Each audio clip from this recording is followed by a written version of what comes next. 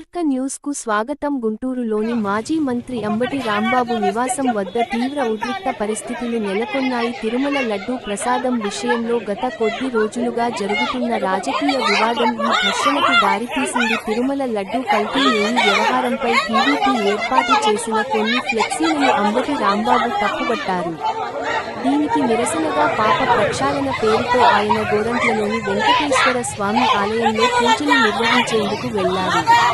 ఆ సమయంలో ముఖ్యమంత్రి చంద్రబాబు నాయుడుపై అంబటి చేసిన కొన్ని వ్యాఖ్యలు టీడీపీ శ్రేణులను ఆగ్రహానికి గురిచేశాయి. నివాసం వద్ద ఏం జరిగింది? మహిళా విభాగాల పోరు. అంబటి రాంబాబు ఇంటి వద్దకు చేరుకున్న టీడీపీ మహిళా విభాగం నేతలు ఆయన వ్యాఖ్యలకు నిరసనగా ఆందోళన చేపట్టారు. అదే సమయంలో వైసీపీ మహిళా విభాగం కూడా అక్కడకు చేరుకోవడంతో ఇరువర్గాల మధ్య తీవ్ర వాగ్వాదం, కేకులాట చోటు చేసుకున్నాయి. దాడిని టీడీపీ శ్రేణులు అంబటి ఇంటిపై రాళ్లు, కర్రలతో దాడికి యత్నించారని, ఈ క్రమంలో ఇంటి ముందున్న ఫర్నిచర్, కారు అద్దాలు ధ్వంసమయ్యాయని సమాచారం. పోలీసుల మోహరింపు. పరిస్థితి అదుపు తప్పడంతో పోలీసులు భారీగా మోహరించారు. ఇరుపక్షాలను చెదరగొట్టేందుకు ప్రయత్నిస్తున్నారు. ఘర్షణలో పలువురు వైసీపీ కార్యకర్తలకు స్వల్ప గాయాలైనట్లు తెలుస్తోంది.